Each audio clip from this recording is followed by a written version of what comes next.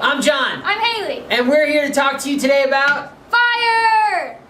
Well, concrete and Fire! So we just got off the phone with our consultant, Nicholas. He's awesome. Guy. Like, just so awesome. And we were talking about forest fires. And do you want to start?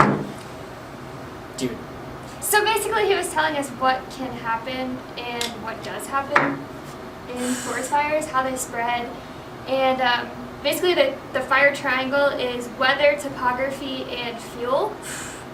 So with our WUI effect that we've talked about, I'll link videos down below. If we put concrete in, we're hoping that we can stop or slow down the wildfire.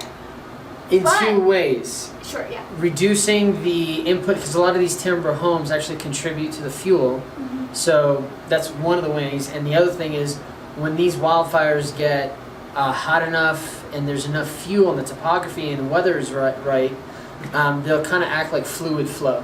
And you do need something to disrupt that fluid flow, or having something disrupt that fluid flow is great, but we have to be very specific and define our concrete homes, right? Yeah.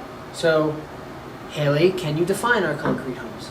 Or do you want me to? I would like to. Okay, so I'm talking about concrete homes that are strictly concrete. No polystyrene, extruded polystyrene beads, because those, when they do get hot enough, they can fuel a fire. I've seen them go up and play. What's that?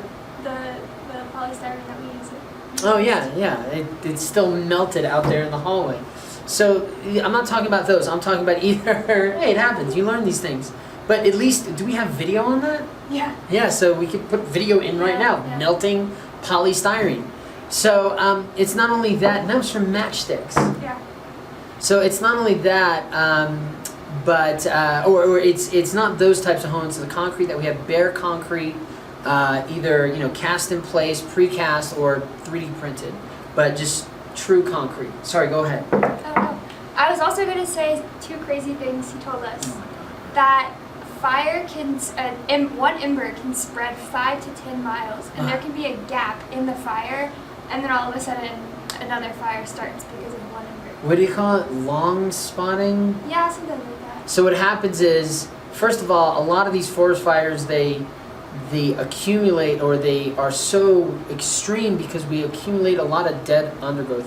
Years and years, or decades and hundreds of years ago, we used to have fires all the time, and they used to clean that undergrowth, so when the fire happened, it was just the new stuff that had grown in that 1 to 2 year gap, or 5 year gap. But now, since we put the fires out so quickly, we're leaving that undergrowth there, we're not raking it out, and then when we get these timber homes in this wildlife urban interface, Besides fuel to the fire. well, it doesn't allow for a gap, and there's no break in the fire. And these canopy fires, the way they jump. But then he was talking about the tower fire, the column fires. Oh my gosh! And how if there is a stable weather pattern, that column can go up 30,000 feet. What does that even mean, dude? And that's what Haley was talking about. It can get ahead of the fire 5 to 10 miles, which I even said to him, I was like, are you sure really say that right? about that? So what we're doing, and we know this WUI effect has taken us a long time,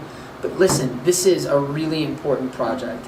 And as soon as we come out with the data, there are people who are going to start making decisions off of it. So we want to really put it through a lot of checks and balances. And I sent him, I didn't know if you knew that, the action plan. He was like, Oh, really? yeah, he's like, you're missing out. And then when I told Haley what we were going to do, she went, ugh. We just have 13 trials already. Oh, it's going to bump up to like 60. And there's like 500 there's matches, underbrush. so that's me putting... Well, we've got to figure out a better way of doing it. no. Like, hire some interns. But you think about it, we've got to do Haley said the fire triangle is 3 things: topography, weather, fuel. So we've got to look at topography, because box canyons are where things happen the most. Then we have to look at topography.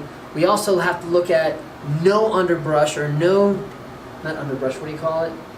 Just stuff that's like dead trees, undergrowth, yeah, whatever it's called, versus it being cleared out, because you do have those sections.